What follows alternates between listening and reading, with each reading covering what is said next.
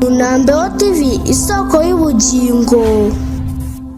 Iki ni ikiganiro injyana na muzika kuri MUNAMBEHO TV.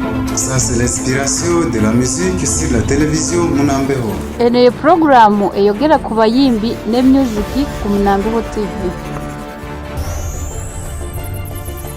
Iki ni ikiganiro injyana na muzika kuri MUNAMBEHO TV. Ça c'est le dialogue, inspiration de la musique. Ene programu ekwata ku bayimbi ne music ku MUNAMBEHO TV.